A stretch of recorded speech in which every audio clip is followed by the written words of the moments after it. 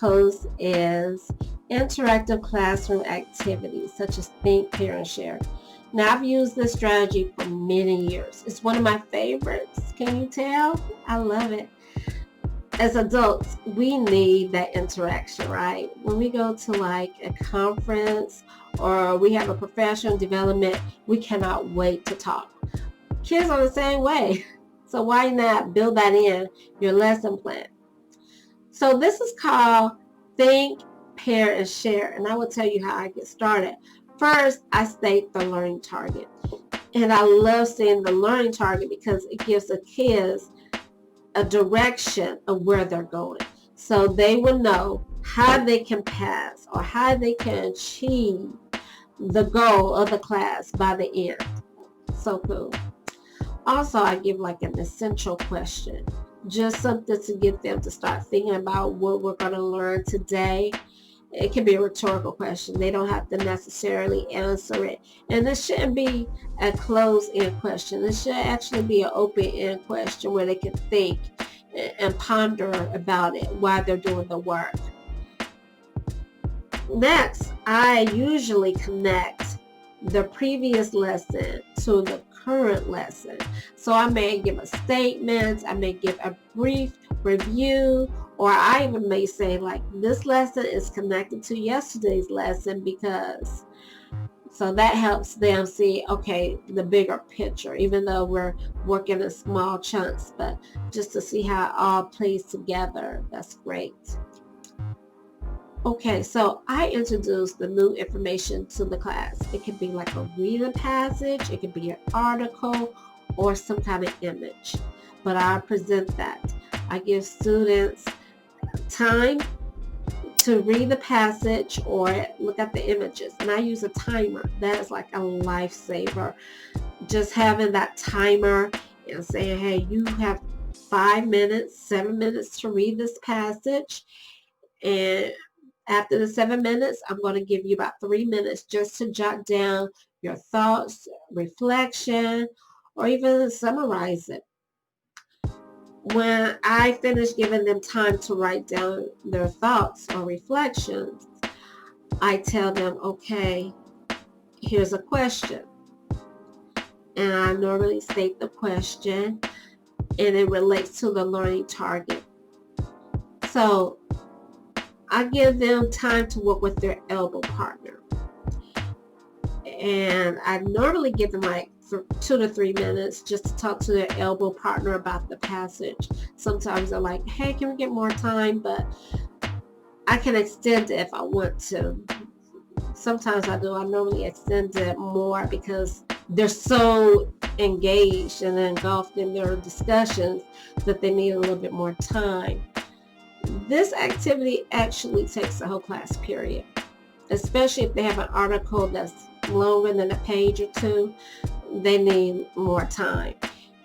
What I love about Think, Pair, and Share is that the students focus on a specific conversation. So as you walk around as a teacher, you don't hear about what they did yesterday or at the football game. You hear more about the article, the passage, the image. It's more focused on that, and I love that. You can tell right then and there that these students are learning so much because they're just focused on the task at hand. Sometimes I may say think, pair, square, and that includes 4 people. So you have 2 elbow people, 2 elbow partners in a group. Okay, it makes 4, and that just add another dimension. They can get different viewpoints, different ideas, something they haven't thought of. I love that, and they love that too. I do want to mention, even with the elbow partners, once I learn the students' names, I typically rearrange the seating to fit each student. So if a student doesn't get along with one student, I may move one student next to a friend. I also group students to their abilities, which is very helpful because when you're elbow partner with someone that's on a similar ability to you, Maybe you have the same viewpoints. Maybe you can agree versus someone in class trying to tutor someone that is on another level. Okay, so that helps me out. Students are then instructed to work independently on the text. This typically means like an exit slip because I give exit slips. And so the exit slips are directly related to the learning target. So if the learning target states, I can cite textual evidence to support my argument from the passage, the exit slip will have cite one piece of textual evidence to support your argument. Great way.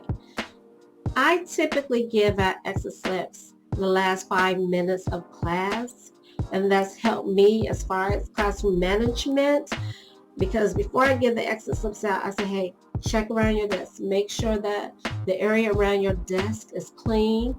The students, they work hard until the bell rings, and when the bell rings, they have to give me that exit slip to leave. And many times, students say after the bell rings because they want to finish up. They want to show me that they understood the passage. So it works very well. And I stand there at the door, I collect it, and I'm checking, and I will have to tell you about 100% of the time, students get things correct on the exit slips. And so it's my choice if I want to put it in the system, if I want to put it in a grade book, or just leave it out the grade book. But it's one way to take a snapshot of what the students are doing in class. So I use exit slips as a way of saying, okay, I might need to work on this tomorrow some more, or I can keep going with my lesson plan that I had arranged for the next day. So I really like that. How do you handle your class? Do you do think, parent, share, or how do you have students be social in your class but still learning? Tell me in the comments below.